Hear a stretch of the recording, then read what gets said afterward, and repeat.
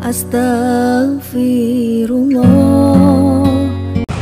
Assalamualaikum warahmatullahi wabarakatuh. Alhamdulillah wassalatu wassalamu ala rasulillah wa ala alihi wa sahbihi wa mawalah wa la hawla wa la quwwata illa billahi wa ba'du. Alhamdulillah, segala puja dan puji hanya milik Allah subhanahu wa ta'ala. Salat dan juga salam kita hadiahkan kepada Rasul kita Nabi besar Muhammad sallallahu alaihi wa ala alihi wasallam. Kita lanjutkan kajian kita, masih membahas tafsir singkat dari surah Al-Baqarah, dan kita masuk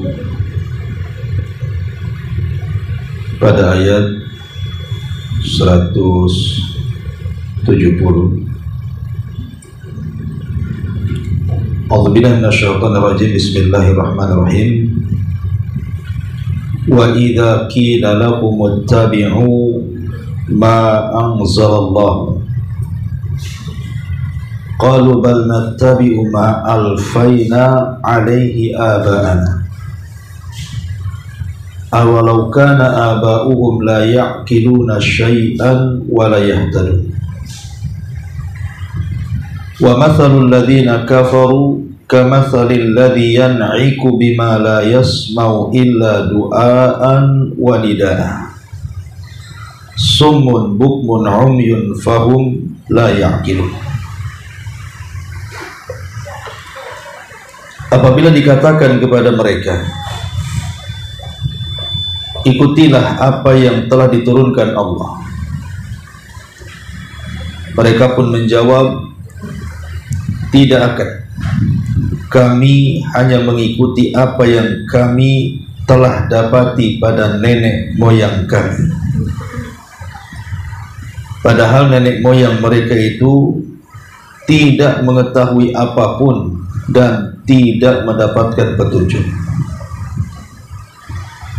Dan perumpamaan bagi penyeru orang-orang yang kafir adalah seperti penggembala yang meneriaki binatang yang tidak mendengar selain panggilan dan teriakan.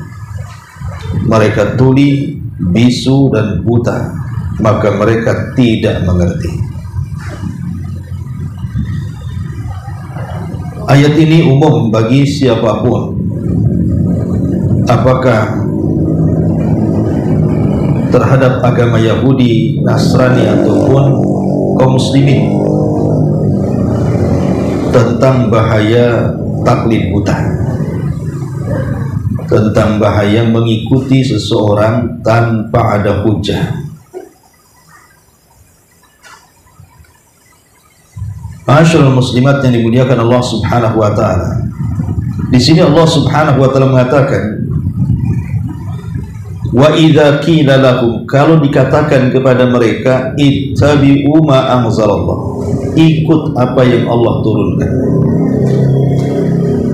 Qalu, mereka justru mengatakan, tidak akan pernah, kami hanya mengikuti, bal nattabi'u ma alfayna alaihi aba'ana, hanya mengikuti apa yang telah kami buat dan nenek moyang kami buat.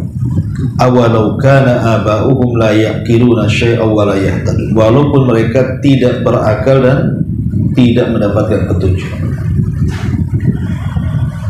Ma'asyiral muslimat yang dimuliakan Allah subhanahu wa ta'ala, kita tahu bahwa dalam beragama Islam sudah menentukan patokan bahwa kita tidak boleh keluar dari dua pusaka yang sudah diwariskan Nabi kepada kita, Al-Quran dan Sunnah.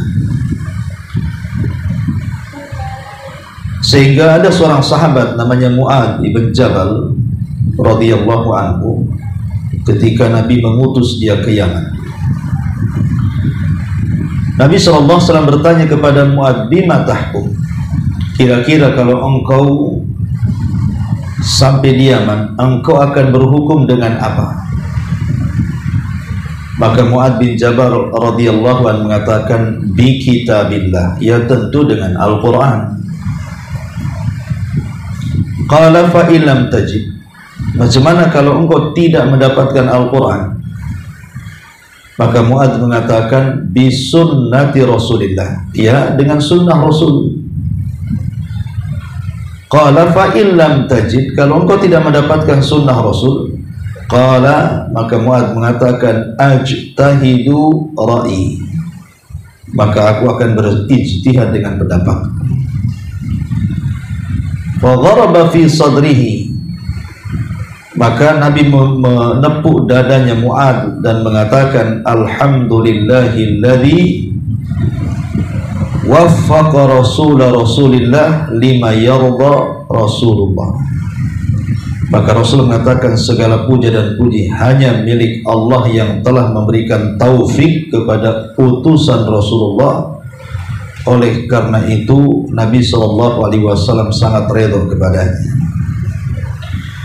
Perhatikan ucapan Mu'adz ini ketika Rasul mengatakan, kira-kira kalau engkau membuat sebuah hukum, memutuskan sebuah hukum kelak ketika sampai di Yaman, itu dengan apa? Dengan Quran, kata Mu'adz. Baru setelah itu dengan apa lagi? Dengan sunnah. Baru setelah itu dengan apa lagi? Baru dengan ijtihadiyah. Kalau sekelas Mu'adz bin Jabal radhiyallahu an yang diberikan kecerdasan cemerlang, yang paling memahami halal dan haram, itu saja tidak lari dari Al-Quran dan Sunnah, dan tetap berpegang dengan Al-Quran dan Sunnah, dan ijtihad itu dibelakangkan. Bagaimana dengan kita yang tidak pakar terhadap Quran dan Sunnah? Maka sudah selayaknya dalam setiap masalah apapun kembalikan kepada Al-Quran dan Sunnah. Idza tanaza'tum fi syai'in farudduhu ilallahi wa rasul. Kalau kalian berselisih dalam sebuah permasalahan, kembalikan kepada Allah Al-Quran dan kepada Rasulnya, maksudnya sunnah Nabi Sallallahu Alaihi Wasallam. Kenapa demikian? Sebab kalau seandainya orang sudah mulai berpaling dari Al-Quran dan Sunnah, dipastikan dia sesat dan celaka. Ketika Allah Subhanahu wa Ta'ala menurunkan Adam, Hawa dan Iblis dari surga ke dunia, maka Allah Subhanahu wa Ta'ala menjanjikan kepada mereka bertiga akan menurunkan hidayahnya. Sebagaimana Allah mengatakan, qul nahbitu minha jami'ah, turun kalian semua dari sorga ke bumi. Fa imma ya'tiyannakum minni hudan, kelak petunjukku akan sampai kepada kalian. Faman tabi'a hudaya fala khawfun alaihim wala hum yahzanun. Maka siapapun yang mengikuti petunjukku, kata Allah, maka dia tidak akan sedih, bahkan tidak akan memiliki rasa takut. Dalam ayat yang lain, fala yadhillu wala yashqa, dia tidak sesat dan tidak mungkin celaka. Ini jaminan Allah. Siapapun yang mengikuti hidayah Allah tidak mungkin celaka dan tidak mungkin binasa, tidak mungkin takut dan tidak mungkin sedih. Ulama tafsir mengatakan, apa yang dimaksud hidayah di sini? Yang dimaksud hidayah di sini yang Allah turunkan adalah kitab-kitab dari langit dan utusan-utusan Rasul dari kalangan manusia. Kalau dulu Allah Subhanahu wa Ta'ala mengutus Nabi Musa dan menurunkan Taurat kepada Musa, maka siapapun yang mengikuti Musa dan Tauratnya tidak mungkin celaka dan binasa, tidak mungkin takut dan bersedih hati. Kemudian setelah Musa pun meninggal dunia, datang era Nabi Isa ibn Maryam. Kemudian Allah turunkan kepada Isa Injil dan Isa diangkat menjadi Rasul. Maka siapapun di zaman itu yang mengikuti Injil dan juga mengikuti Isa ibn Maryam, maka tidak mungkin celaka dan binasa, dan tidak mungkin takut dan sedih. Tapi kemudian era itu semua berlalu. Datanglah kerasulan Nabi kita Muhammad sallallahu alaihi wasallam dan Al-Quran yang diturunkan. Maka siapapun yang mengikuti Al-Quran dan juga Rasulullah sallallahu alaihi wasallam sebagai utusan Allah, maka tidak mungkin celaka dan binasa, dan tidak mungkin takut dan bersedih hati. Itulah petunjuk Allah subhanahu wa ta'ala. Al-Quran dan Sunnah. Rasul mengatakan, taraktu fikum amraini lan tadillu ma tamassaktum bihima kitaballahi wa sunnati. Aku tinggalkan kepada kalian dua perkara yang tidak mungkin kalian sesat apabila memegang keduanya dengan benar, Al-Quran dan Sunnah Nabi sallallahu alaihi wasallam. Ma'asyiral muslimat yang dimuliakan Allah subhanahu wa ta'ala, bertolak dari pentingnya kita berpegang dengan Al-Quran dan Sunnah ini, dari sini kebalikannya tentang bahaya menyelisihi Al-Quran dan Sunnah lah salah satunya adalah berpegang dengan ajaran nenek moyang. Ma'asyiral muslimat, disebutkan di dalam kisah yang masyhur yang sudah sering saya ceritakan bagaimana kematian Abu Thalib. Salah satu yang menghalangi hidayah, kenapa Abu Thalib itu tidak mengucapkan kalimat tauhid. Kenapa Abu Thalib susah sekali mengucapkan kalimat tauhid? Itu karena Abu Thalib lebih memilih ajaran moyangnya dibandingkan hidayah yang datang kepadanya. Seolah-olah ajaran dulu itu lebih berpetunjuk dibandingkan ajaran baru. Seolah-olah ajaran lama itu lebih lurus dibandingkan ajaran baru. Makanya saat Nabi SAW berusaha mentalkinkan di telinga Abu Thalib dan mengatakan, Kul ya ammi la ilaha illallah. Katakan wahai pamanku la ilaha illallah. Kalimatun uhajju bika indallah. Satu kalimat yang aku akan berhujjah dengannya di hadapan Allah, supaya kau selamat. Tetapi Abu Thalib sekali-kali melirik musuh Allah dan Rasulnya. Kan di sampingnya ada Abu Jahal, di sampingnya ada Musayyib, di sampingnya ada Umayyah ibn Rabi. Abu Jahal ketika itu mengatakan di telinga Abu Thalib saat kematiannya itu, menjelang kematiannya, apa kata Abu Jahal? Atarghabu ya Abu Thalib, atarghabu an millati Abdul Muttalib. Wahai Abu Thalib, apakah engkau membenci agama nenek moyang sehingga engkau akan mengucapkan kalimat itu? Maksudnya tauhid. Apakah engkau membenci agama nenek moyangmu Abdul Muttalib? Jangan kau ucapkan kalimat itu. Akhirnya Abu Thalib sekali-kali melirik Nabi. Padahal ingat, Abu Thalib itu sepanjang hayatnya dia mengakui ajaran Rasul lebih baik dibandingkan ajaran orang-orang musyrik. Cuman karena takut celaan saja dia tak mau masih selamat. Tapi menjelang kematiannya, walaupun semasa hidupnya Abu Thalib membenarkan agama Rasul, tapi hidayah milik Allah. Ketika Rasul meminta Abu Thalib mengucapkan kalimat syahadat untuk terakhir kalinya, dia tolak. Bahkan dia memilih agama nenek moyangnya berdasarkan ucapan Abu Jahal. Atarghabu an millati Abdul Muttalib. Hei Abu Thalib, apakah kau akan membenci agama Abdul Muttalib? Maka Abu Thalib mengatakan, tidak, aku tidak membenci agama nenek moyangku. Itulah kalimat terakhir yang diucapkan Abu Thalib, akhirnya meninggal. Dari sini kita tahu yang menghalangi hidayah Abu Thalib itu karena kecintaan kepada ajaran nenek moyang. Bahaya. Orang yang mengikuti ajaran nenek moyang itu terhalang hidayah, itu masalahnya. Susah dapat hidayah. Dan itu kita bisa saksikan kan, kalau ibu seandainya pulang ke kampung halaman, berusaha untuk mendakwahi keluarga. Ini tidak boleh, ini yang boleh, ini yang sunnah, ini yang tidak sunnah, ini yang tauhid, ini yang syirik. Terkadang mereka berhujah dengan nenek moyang mereka. Dari dulu lo ajaran seperti ini, kok datang ke sini mau buat ajaran baru-baru pula. Ada orang yang kemudian hujahnya seperti itu. Bukan hujahnya itu dari Quran dan Sunnah, tidak. Hujahnya itu dari dulu ya seperti ini ibadahnya. Apalagi Apalagi disenggol pamannya perkara-perkara yang merupakan ritual yang biasa dilakukan setiap tahun atau setiap bulan, itu makin marah tuh. Ya. Disitu letak apa, bahwa ajaran nenek moyang itu mengeraskan hati, bahkan menutup hidayah, seperti halnya Abu Thalib ini. Padahal kalau kita lihat kisah daripada Adi ibn Hatim At-Tai radhiyallahu anhu. Jadi Adi ibn Hatim At-Tai ini dulunya seorang pendeta, seorang rabi, pendeta. Ya. Dia masuk Islam. Setelah masuk Islam, dia mendengar turun kepada Nabi SAW surah At-Taubah ayat 31. Apa ayatnya? Ittakhadhu ahbarahum wa ruhbanahum arbaba min dunillah.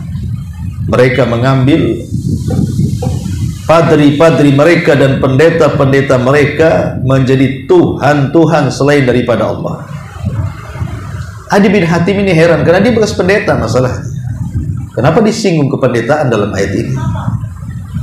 Dia mengatakan kepada Nabi SAW, ya Rasul, saya ini mantan pendeta. Anda ada umatku yang sujud ruku di hadapanku. Kenapa ayat ini mengatakan mereka mengambil pendeta dan padri mereka sebagai Tuhan selain Allah? Tidak ada selama aku jadi pendeta orang sujud di hadapanku, orang ruku di hadapanku, menyembah diriku, tidak ada. Maka Nabi SAW, saya ingin bertanya, ya, bukankah mereka yuhilluna ma harram Allah fayastahilluna wa yuharrimuna ma ahallallah fayuharrimuna?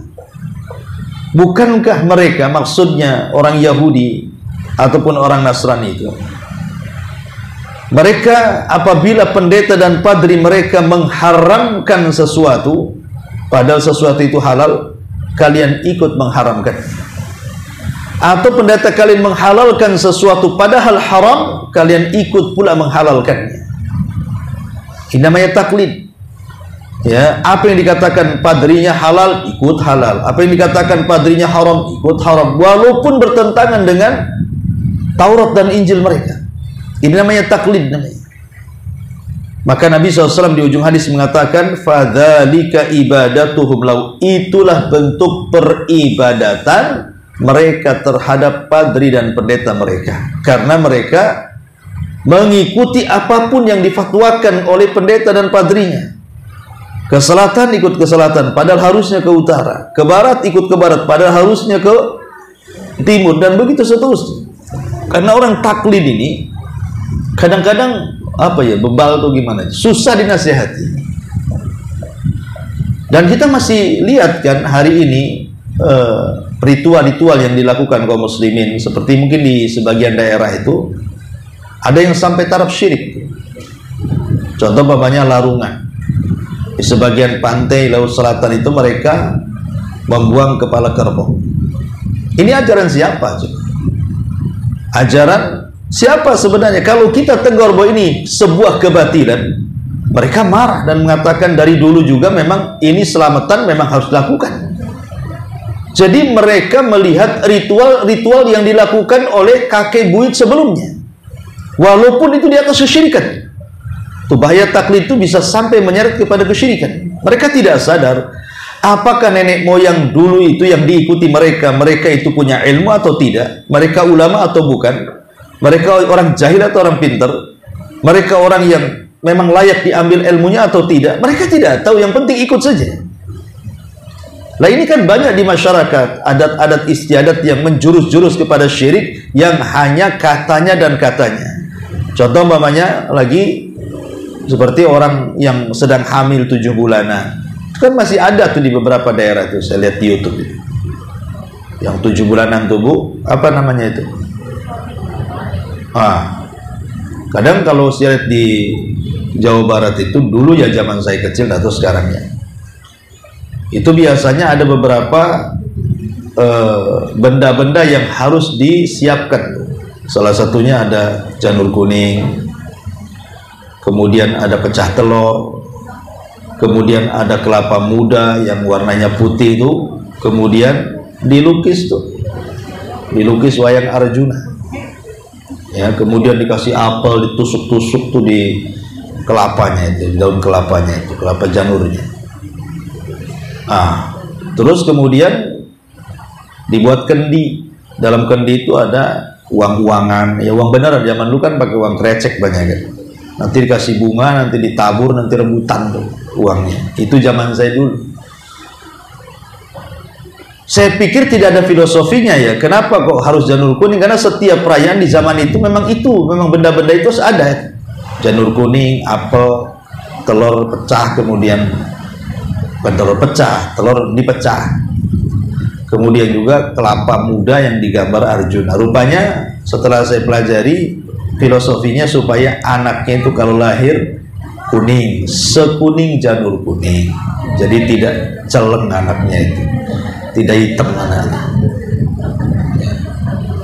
Coba kalau ritualnya di daerah-daerah yang memang Allah lahirkan kulit putih kulit hitam mungkin jadi putih. Namanya di Afrika sana acaranya diadakan.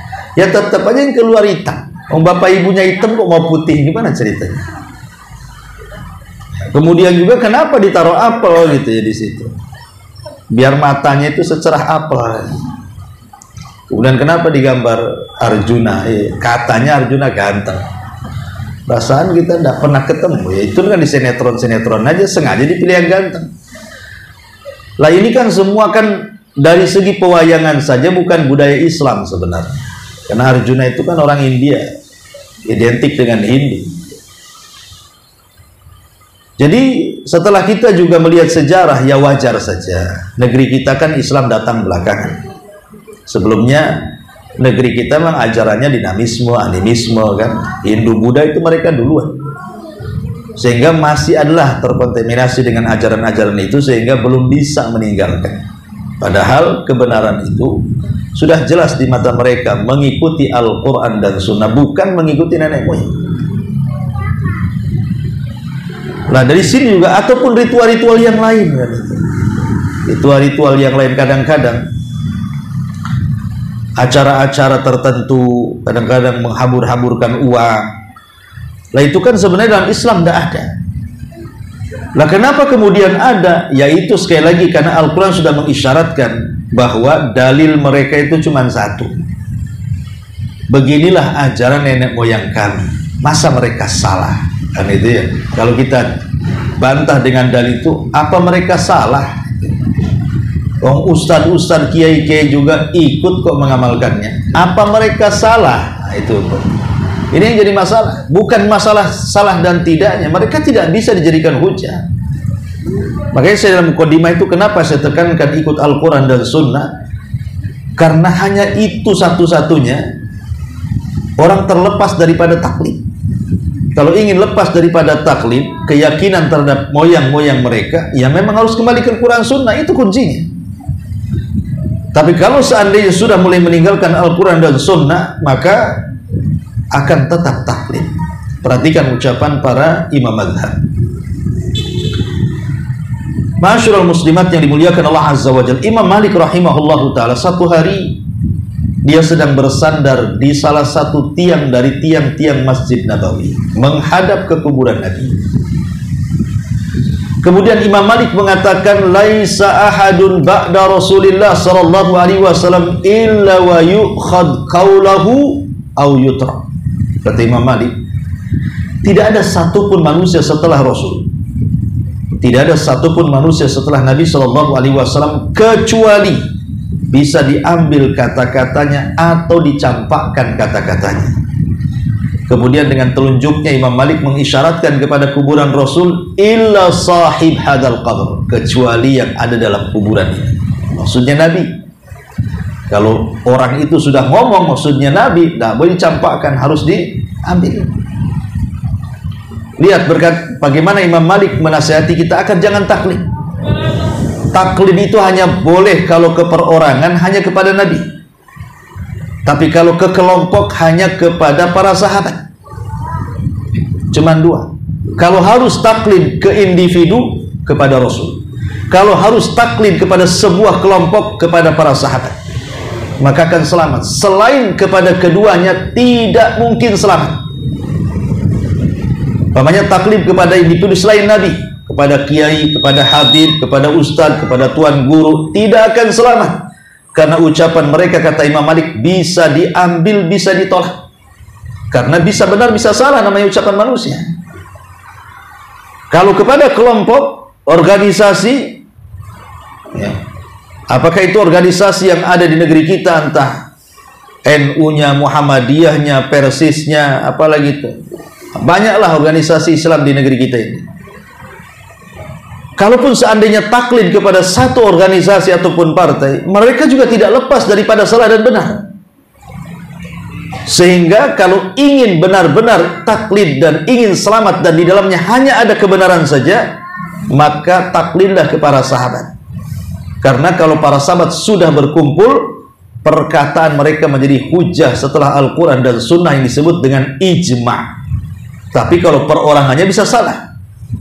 Perorangan para sahabat itu bisa salah, bisa benar. Tapi kalau kelompok, seluruh para sahabat itu tidak mungkin salah. Karena Allah tidak mungkin membangkitkan sebuah umat seperti para sahabat, kemudian mereka berkumpul di atas kesesatan. Mustahil. Jadi boleh kita taklid, tapi kepada Rasul.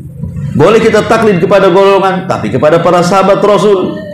Karena itulah hujah yang sesungguhnya setelah Al-Quran dan Sunnah Nabi Sallallahu Alaihi Wasallam. Adapun taklid kepada nenek moyang yang gak jelas, apalagi kemudian nenek moyang kita ini tidak dikenal keilmuan agamanya, ya mungkin mereka orang-orang yang pengagum adat istiadat tanpa ada pengetahuan agama, maka akan lebih sesat lagi kondisinya.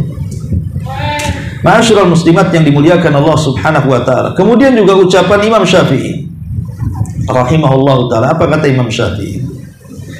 Ajma'al muslimuna ala anna man istabana lahu sunnata Rasulillah sallallahu alaihi wasallam lam yahilla lahu an yada'aha liqauli ahad.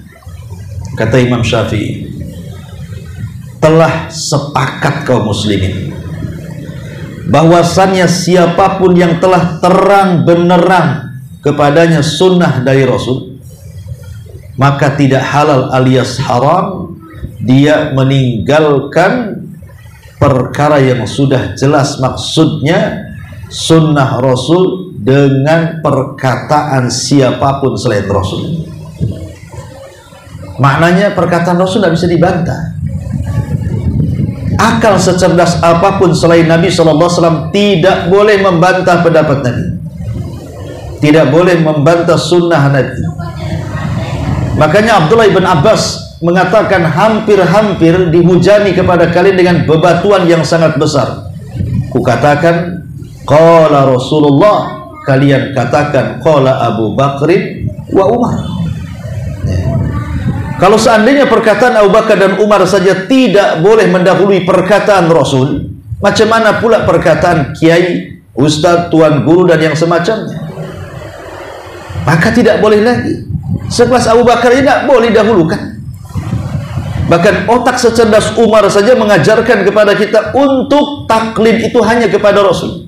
Ketika dia mencium Hajar Aswad, dia mengatakan, "Heh batu," kata Umar, "aku tahu kau seonggok batu, tidak mendatangkan manfaat dan madarat. Kalau aku tidak pernah melihat Rasul mencium kamu, buat apa aku cium kamu?" katanya.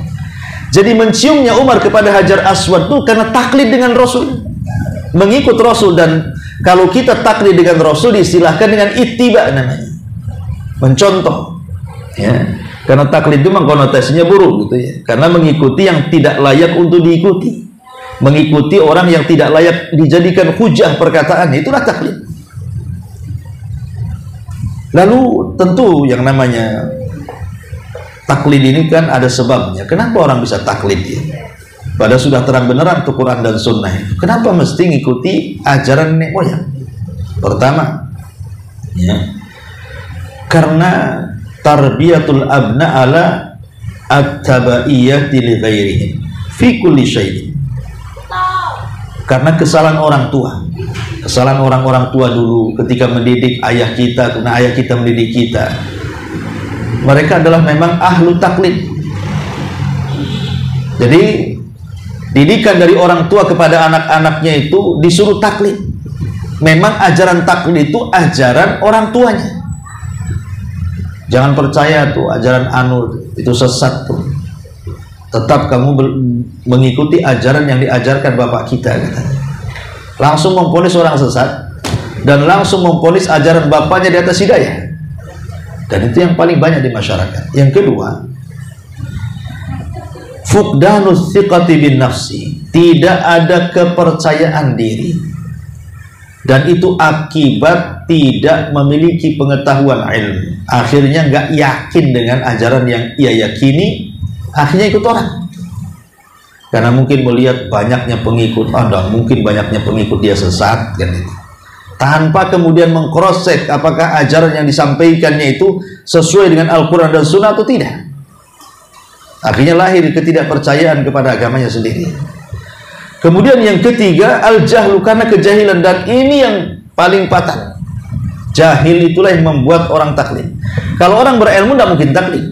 Ngapain taklid, dia sudah ada ilmunya. Biasanya orang taklid itu karena kejahilan. Apa yang dikatakan si A ikut A, dikatakan si B ikut B, karena jahil, tidak bisa membedakan mana hak mana batil. Kemudian yang keempat, al-ghulu fil ashas, karena terlalu ghulu, ekstrim, menyanjung-nyanjungkan seseorang.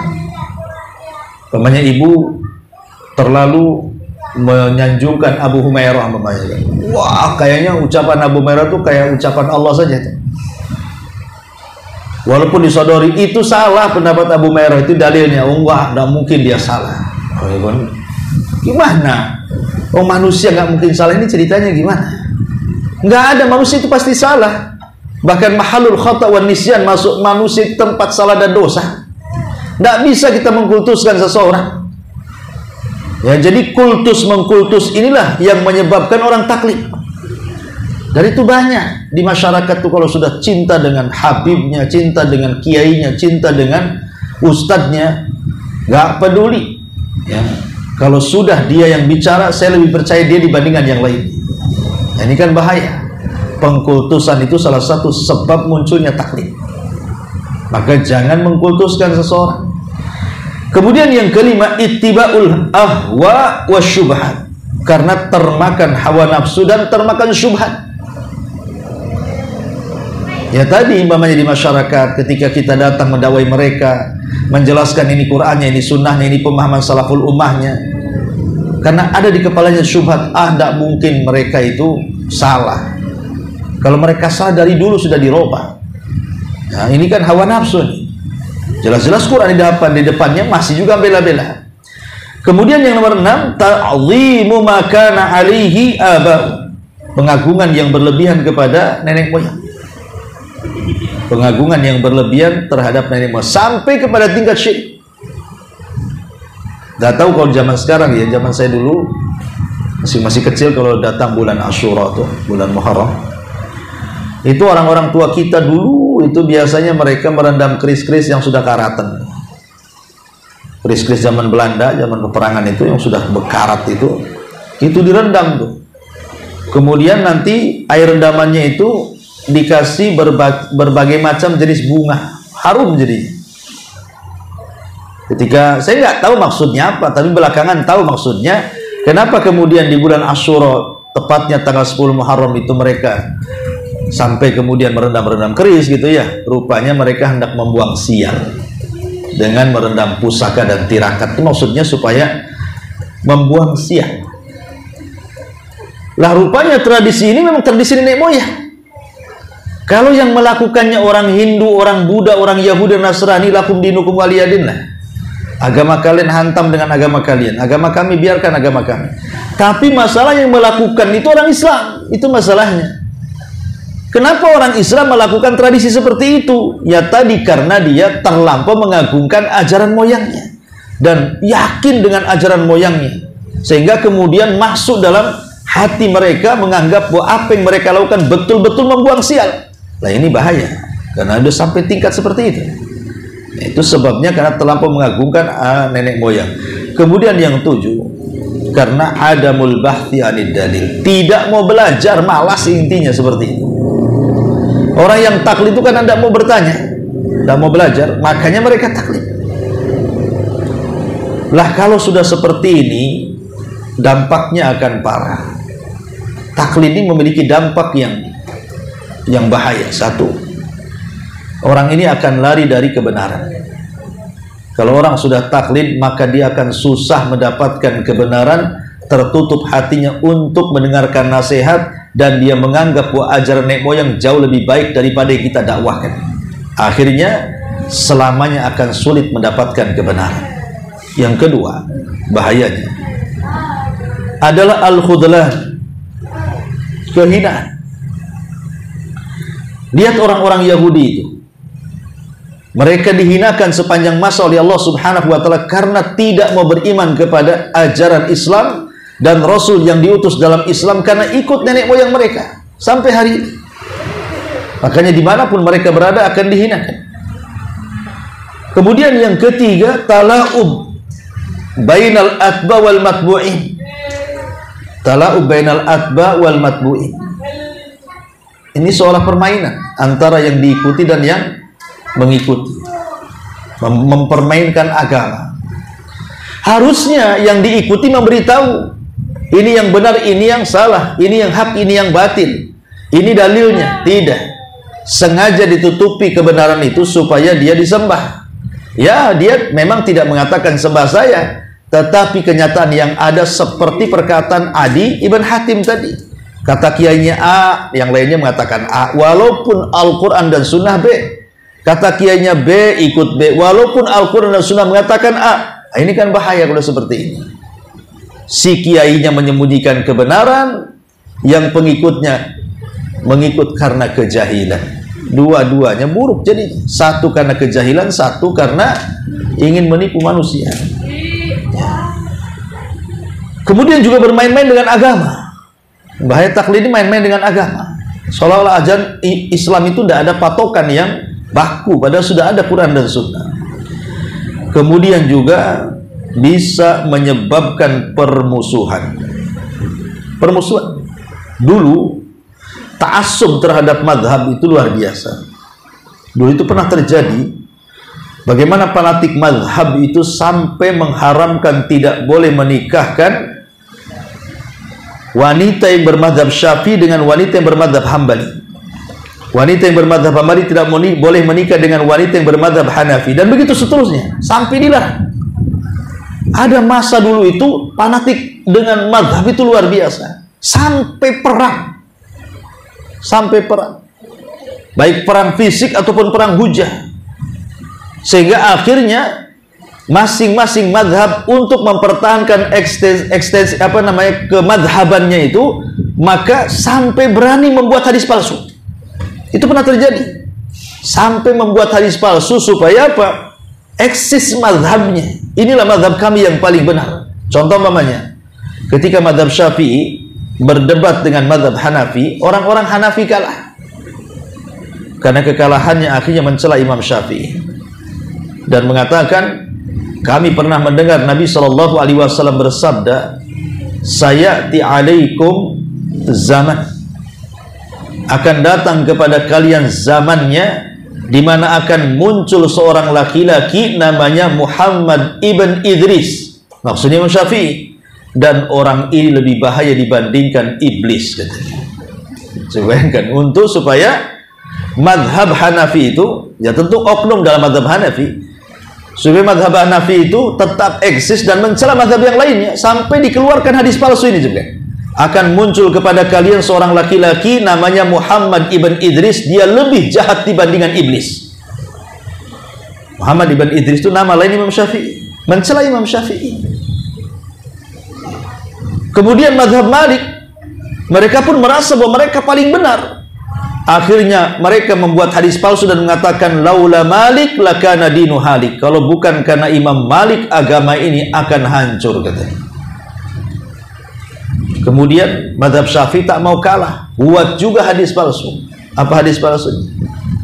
Wawasiyati li ummati an tatasyaffa'u, kami mendengar bahwa Rasul berwasiat kepadaku agar setelah kematiannya bermadhablah dengan madhab Syafi'i, katanya. Hambali juga mengatakan fawasiyati li ummati anta tahambalu. Oh, bukan begitu hadisnya, tapi Rasul berwasiat agar kalian bermadhab Hambali, gitu. Jadi masing-masing madhab akhirnya membuat hadis-hadis palsu tuh. Saking fanatiknya dengan mazhab. Tidak boleh saling menikahi, tidak boleh bicara, dihajar betul. Ya. Dulu ada masa-masanya seperti itu, tapi alhamdulillah sekarang sudah mulai berkurang. Di Damaskus itu bahkan ada sebuah masjid, itu semua mazhab bergantian sholat. Bapaknya nih sholat duhur, Syafi'i dulu sholat. Nanti nunggu tuh yang Maliki keluar, Maliki masuk. Nanti Maliki keluar, Hambali masuk. Hambali keluar, Hanafi masuk. Subhanallah, saking fanatiknya mazhab, tidak mau sholat orang yang Hambali di belakang Syafi'i. Yang Syafi'i tidak mau sholat di belakang Maliki, maunya gerombolan mereka masing. Ini kan tidak boleh seperti ini. Apa yang menjadikan mereka sholat di belakang mazhab Syafi'i? Apakah kemudian tidak sah sholatnya? Itu tidak lain karena taklid. Akhirnya ibadah saja sampai jadi main-main itu jadinya kan? Kan tidak ada masalah imam kita mazhab Hambali, kita Syafi'i. Atau namanya imamnya Syafi'i, kita Hambali. Atau imamnya Maliki, kita Hanafi. Tidak ada masalah kok. Apa masalahnya? Mazhab itu hanya untuk mendekatkan kita kepada pemahaman saja, bukan dijadikan hujah. Lah itu tidak lain karena taklid. Maka di negeri kita ini kadang-kadang benih-benih taklid sudah banyak. Ya, itu harus Syafi'i. Di negeri kita yang tidak bernama Syafi'i, hijrah saja sana ke Arab katanya. Lah, diusir pula kan itu. Ternyata ketika dia ke Arab, ditinggalkan mazhab Syafi'inya. Sholat di belakang orang kunut, tidak kunut. Atau ketika tawaf dia bersentuhan tak batal, karena mazhab Syafi'i batal. Jadi tidak bisa, kita ini bukan mengikuti orangnya, bukan mengikuti apa namanya Abu Hanifahnya, Imam Ahmadnya, Syafi'inya. Enggak. Yang kita ikuti itu kebenaran yang keluar dari pendapatnya.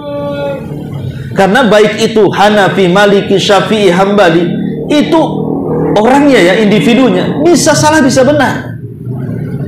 Bisa salah bisa benar, tapi ijtihad mereka memang diakui gitu kan. Nah, tapi ada kemungkinan salah dan benar, bahkan itu pendapat Imam Malik sendiri yang tadi saya katakan kan, bahwa setiap manusia selain Rasul bisa diambil perkataan, termasuk dia yang ngomong, Imam Malik. Sehingga janganlah kita fanatik itu kepada individu orangnya. Tidak boleh kita fanatik kepada individu orangnya, karena orang itu bisa salah bisa benar. Tapi fanatiklah dengan dalil yang kuat yang menjadikan pendapatnya. Dari sini maka kita ambil benangnya bahwa kita boleh mengikuti mazhab apapun selama yang kita ikuti dalilnya bukan orangnya. Ya, saya lebih cenderung dalam hal ini pendapat ini karena menurut saya dalilnya kuat. Tapi dalam hal ini saya cenderung dengan mazhab ini karena dalilnya kuat. Kan enak tuh kalau seperti itu. Ya. Karena mazhabul arba, mazhab 4 sendiri itu kan guru dengan murid itu. Imam Malik gurunya Imam Syafi'i. Imam Syafi'i gurunya Imam Ahmad. Bahkan Imam Syafi'i pun berguru kepada Imam Ahmad. Kalau masalah hadis, Imam Syafi'i mengambil hadis dari Imam Ahmad. Kalau masalah fikih, Imam Ahmad mengambil fikih daripada Imam Syafi'i. Jadi sebenarnya mazhabul arba itu guru sama murid. Imam Malik juga pernah belajar kepada Abu Yusuf, muridnya Abu Hanifah. Lalu kenapa kemudian kalau imam-imamnya ini bersahabat satu dengan yang lainnya, kalaupun ada perselisihan tidak dianggap masalah bagi mereka? Kenapa kita selaku pengikut mazhabnya kadang-kadang panas dingin tuh gara-gara diselisih mazhabnya? Maka Imam Ahmad ditanya, ya Imam, bagaimana pendapatmu kalau engkau sholat di belakang imam yang kunut subuh? Apa kata jawaban Imam Ahmad? Angkat kedua tanganmu dan aminkan. Ya, seperti itu. Jangan membuat fitnah di masyarakat. Ya, karena mentang-mentang ikut sunnah gitu kan. Orang semua kunut, kita tak mau kunut. Akhirnya membuat tidak khusyuk orang sholat lain, lirik-lirik. Aneh orang ini. Ajaran apa ini? Jauh-jauh rupanya pulang bawa ajaran sesat pula kan. Nah, nggak bisa.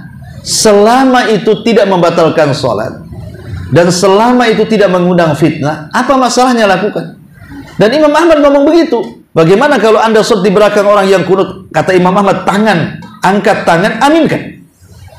Karena imam itu dijadikan untuk diikuti dalam perkara-perkara yang ada dalil. Dan masalah kunut sendiri kan dipertentangan masalah sahih dan tidaknya sebuah hadis. Bukan tidak ada dalilnya yang kunut itu, ada dalilnya. Cuman bagi yang tidak kunut hadisnya lemah, bagi yang kunut hadisnya sahih, itu saja masalahnya.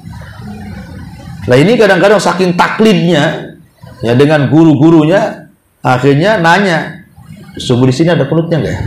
Ada. Ah, nggak mau sholat di sini saya. Nanti terbalik yang satunya. Ini sholat di sini ini berkunut nggak nih?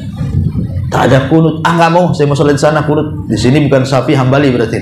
Jadi nggak begitu ya. Jadi ajaran ini jadinya sempit. Jadi kalau seandainya agama itu dikotak-kotak dengan mazhab, itu akibat taklid masalahnya. Makanya taklid ini sangat bahaya sekali. Maka untuk menghindari taklid ini, maka kembalilah kepada Al-Quran dan Sunnah Nabi Sallallahu Alaihi Wasallam. Masyarul muslimat yang dimuliakan Allah Subhanahu Wa Taala. Tentu taklid juga ada dua. Ada taklid yang tercela, ada taklid yang terpuji. Kapan tercela dan kapan terpuji? Jadi kalau taklid yang tercela itu, boleh jadi satu, dia berpaling dari apa yang diturunkan Allah. Jelas Quran dan sunnahnya, tapi ditinggalkan karena memilih pendapat gurunya. Kemudian juga bisa jadi bentuknya adalah taklid yang tercela ini, dia taklid kepada orang yang ditaklidinya, padahal jelas-jelas dia orang jahil, gak punya ilmu ya. Ataupun taklid kepada orang yang sama sekali perkataannya bukan hujah. Ini semua taklid yang tercela. Adapun taklid yang terpuji adalah taklidnya orang-orang awam kepada para ulama yang mereka memang memiliki kapasitas ulama. Jadi kalau ibu mengikuti mamanya, siapa pendapat ulama kita, seperti ulama-ulama yang ma'ruf, Syekh Utsaimin ya, atau sebelum Syekh bin Bas dan masyayikh yang lainnya umpamanya, maka itu terpuji. Karena memang kita orang awam, bukan pandai bahasa Arab, tidak pandai baca kitab, ya hanya bisa dengar dari ustadz, ya kan? Maka kalau yang diikuti itu betul-betul ulama Rabbani, ulama-ulama yang memang menginginkan kebaikan umat, maka itu taklid yang terpuji bagi orang awam. Ya. Tapi kalau bagi orang alim, penuntut ilmu, ya harus diteliti, karena belum tentu fatwa ulama benar semua. Ya, dan tidak juga salah semua, ada benarnya, ada salahnya.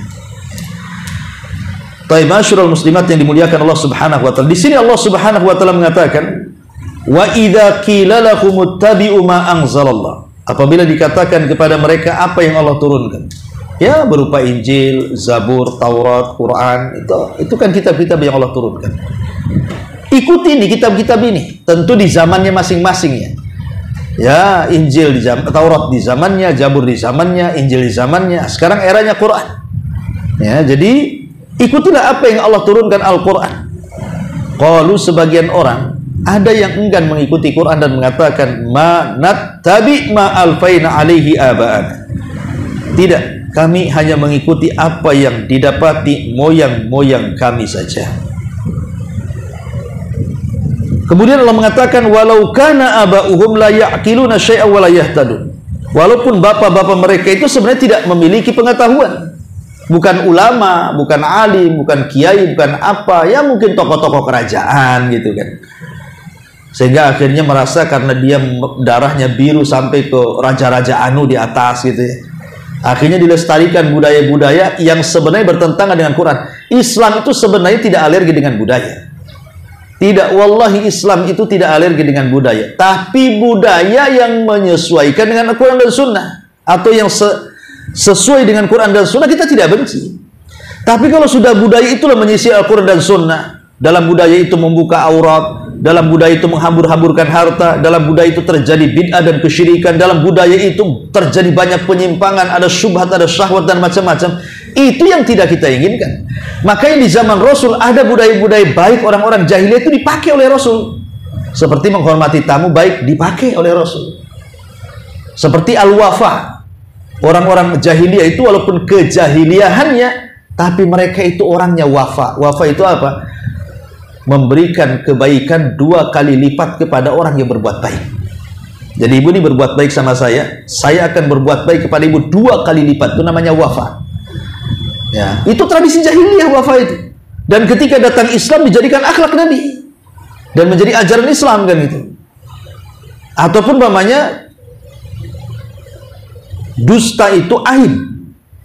Menurut orang jahiliyah, di atas kesyirikan mereka menganggap dusta itu aib. Mereka tidak berdusta walaupun mereka melakukan kesyirikan. Ya ada yang berdusta, tetapi kebanyakan mereka tidak mau berdusta. Dan ini kan perkara baik, dilanjutkan setelah Islam. Jadi ada budaya-budaya Arab yang baik ditinggalkan. Tapi kalau buruk seperti membunuh bayi, dikuburkan hidup-hidup, ya ini kan buruk, tidak dilanjutkan dalam Islam. Riba tidak dilanjutkan dalam Islam. Dendam, kesumat tidak dilanjutkan dalam Islam. Banyak juga budaya-budaya yang tidak dilanjutkan dalam Islam. Maka sekali lagi, kebenaran itu hanya qala Allah wa qala Rasul.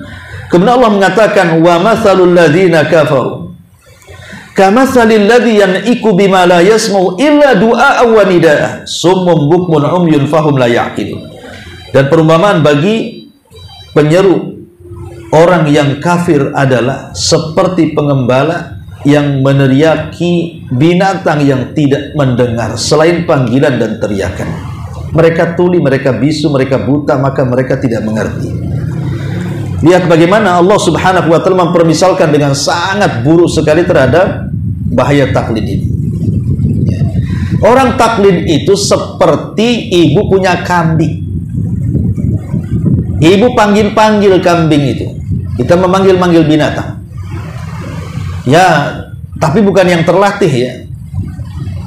Ibu baru beli kambing atau binatang apa yang belum kenal dengan ibu dan belum dilatih. Kemudian ibu panggil-panggil, kira-kira kemudian dia datang nggak? Nggak akan datang tuh.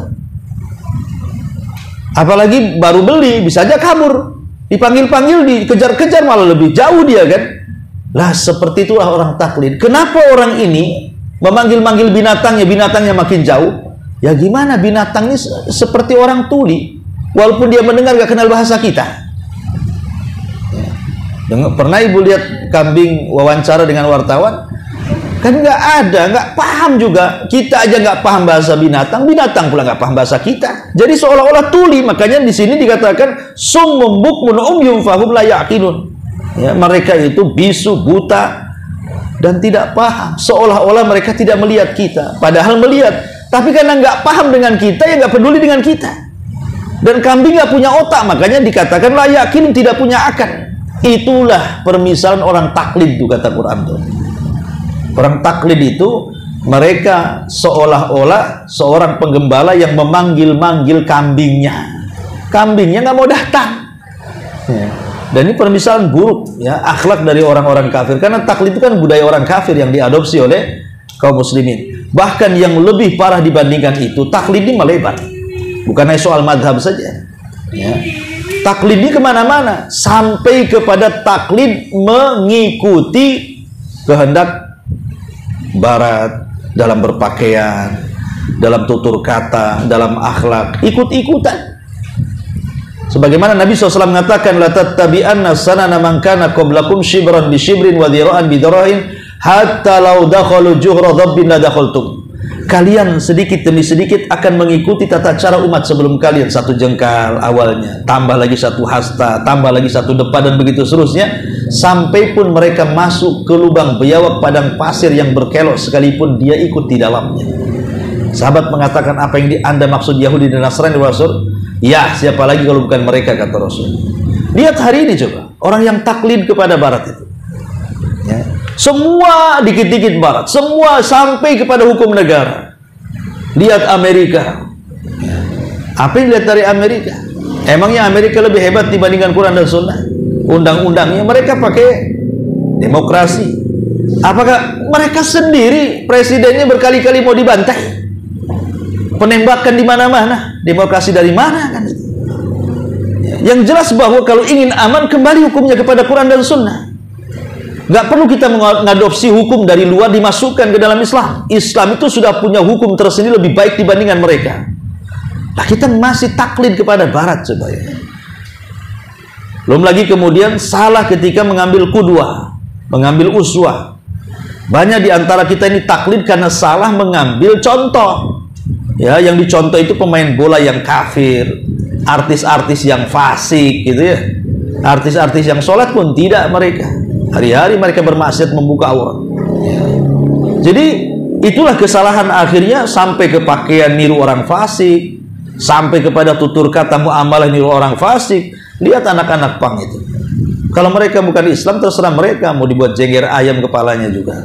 Tapi karena mereka orang Muslim, kenapa coba? Karena tidak ada keluarga yang membimbing mereka. Ya kayak gitu udah jadinya. Ikut-ikut kan, ditato, diwarnai, disemir, iya kalau bagus. Nengoknya pula takut kita. Kalaupun ada bayi nengok itu langsung nangis tuh. Nah takutnya. Nah dari mana budaya Islam mengenal seperti itu? Tidak mengenal, sampai ke kalangan santri.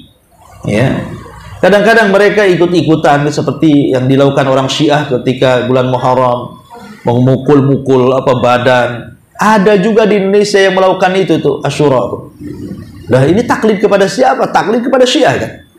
Syiah ini ajaran sesat, ngapain taklid kepada orang sesat? Lah intinya kalau kita bahas taklid itu memang betul-betul menghancurkan tatanan Islam dari dalam sampai ke akar-akarnya. Makanya kembalilah kepada Al-Quran dan Sunnah. Insya Allah dengan itu kita akan terhindar dari taklid. Wallahu alam, saya kira cukup sampai sini. Tapi sebelum saya tutup, silahkan kita buat tanya jawab dan ada pembagian hadiah di sini. Assalamualaikum warahmatullahi wabarakatuh. Waalaikumsalam. Apa Ustaz, tadi kan kita dilarang untuk taklid, terutama dengan dalam taklid kita. Bagaimana dengan kita sebagai seorang muqallid yang selalu mengikuti pendapat ulama pada satu sisi, dan sampai kapan kita diperbolehkan berada dalam hal ini Ustaz? Dan terus ketika kita mendapatkan pendapat dari ulama yang lain yang jauh lebih kuat dan kemudian kita beralih kepada pendapat itu, dan bagaimana status amal kita yang kita lakukan berdasarkan mengikuti pendapat ulama yang lama? Ya, alhamdulillah tidak ada masalah. Imam Syafi'i dia punya karya yang satu karya dengan karya yang lainnya berputar 180 derajat. Ketika dia di Basrah, dia memberikan fatwa lain sesuai dengan ijtihadiyah di Basrah yang disebut dengan Qaul Al-Qadim. Kemudian hijrah ke Mesir, rupanya dia robah fatwanya 99%, hanya 1% yang tidak dirubah fatwanya. Itu sekelas Imam Syafi'i, meninggalkan pendapat lamanya, mengambil pendapat barunya. Dan yang disisakan cuma 1%, yang 99 dirubah semuanya. Artinya tidak ada masalah. Terkadang hari ini kita menganggap ini yang benar menurut keyakinan saya. Tahu-tahu setelah berdebat atau mendapatkan info atau membaca rupanya yang itu pula yang benar. Kita tinggalkan. Karena kalau kita tetap mengamalkan setelah tahu kebenaran, jatuh ke taklid juga jadinya. Maka segera pindah kepada yang benar. Bahkan Imam Syafi'i itu pernah berdebat dengan seorang ulama, saya lupa, tentang makna quru. Makna quru itu maksudnya apakah wanita yang diceraikan itu masa idahnya itu kan 3 quru. Apa sih makna quru? Ada yang mengatakan suci dari haid, ada yang mengatakan haid itu sendiri. Ada yang mengatakan 3 kali haid berarti suci dan habis masa idahnya. Ada yang mengatakan bukan haid tapi suci dari haid. Ya. Kalau suci dari haid berarti ada tambahan hari. Ya, tapi kan tidak banyak harinya. Ya, tapi kalau haid semata-mata haid saja, haid yang ketiga keluar, haid yang ketiga sudah boleh nikah dia kan. Nah, tapi kalau pendapat yang kedua tidak boleh, walau haid yang ketiga keluar darah tidak boleh menikah sampai betul-betul suci. Kalau umpamanya haidnya 5 hari, ya berarti ada penambahan hari di situ. Bagi yang memahami suci dari haid. Lah Imam Syafi'i berpendapat bahwa quru itu adalah haid. Lawan debatnya mengatakan bahwa quru itu suci dari haid. Akhirnya saling-saling berargumen antara Imam Syafi'i dan lawan debatnya itu. Belakangan apa? Kata Imam Syafi'i, aku lebih cocok dengan pendapat. Aku akan tinggalkan pendapatku dan aku mengambil pendapatmu. Kata lawan debatnya, aku juga sama. Aku meninggalkan pendapatku dan aku mengambil pendapatmu, katanya. Ini Imam Syafi'i terjadi perdebatan seperti itu. Ya. Jadi tidak ada masalah. Lalu bagaimana dengan amalan yang sudah dilalui sebelum dia mengetahui ada yang lebih benar daripada itu? Tetap dibalas. Ingat ketika para sahabat sholat di Kuba, itu menghadap ke Baitul Maqdis, padahal sudah ada syariat menghadap ke Ka'bah. Rakaat pertama sholat subuh itu orang Kuba itu menghadap ke Baitul Maqdis. Ketika rakaat yang kedua, datang utusan Rasul memberitahu kiblat sudah dirobah.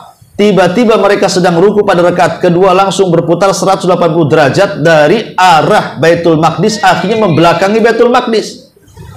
Itu kan berputar sangat tajam tuh kan.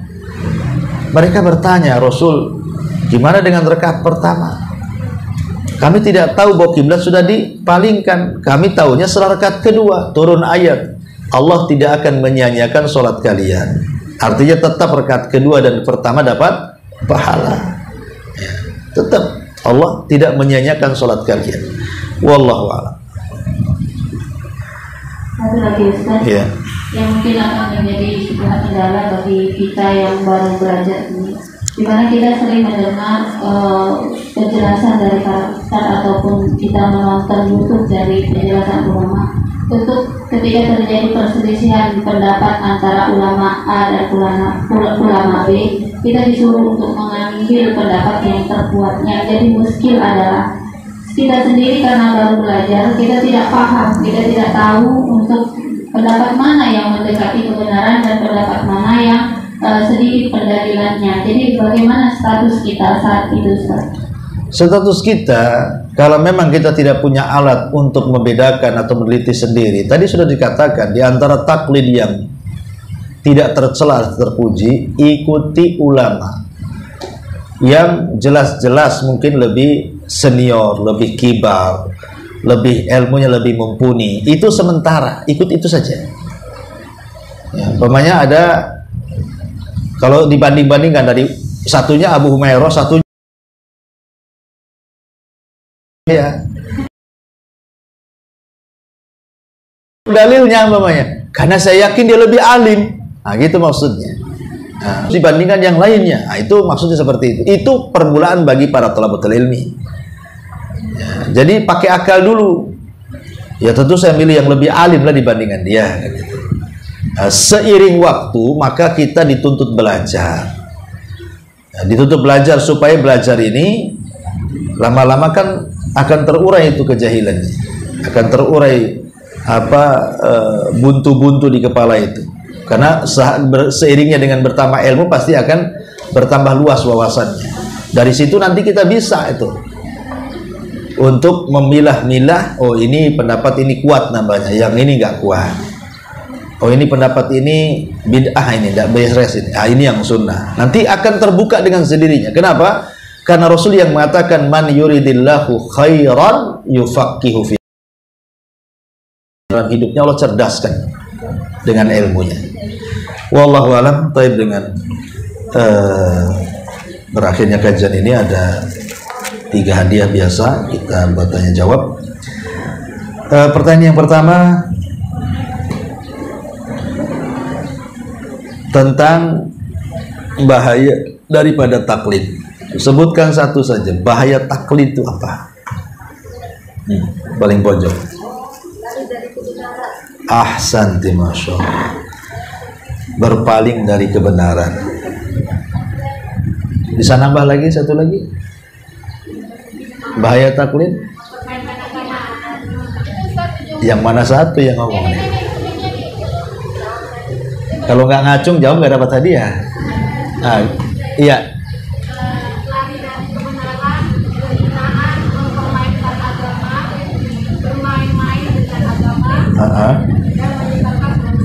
Masya Allah, ini jawabannya banyak, ada yang satu aja lah.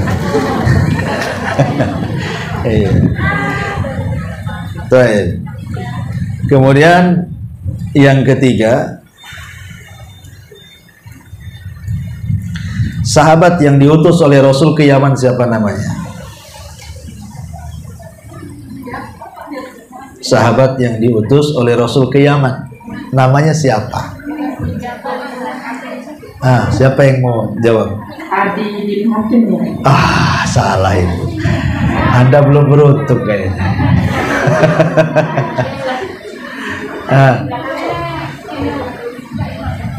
Mu'adz bin Jabal radhiyallahu anhu. Ahsanti, masyaallah. Subhanallah bihamdika, asyhadu an la ilaha illa anta, astaghfiruka wa atubu ilaik.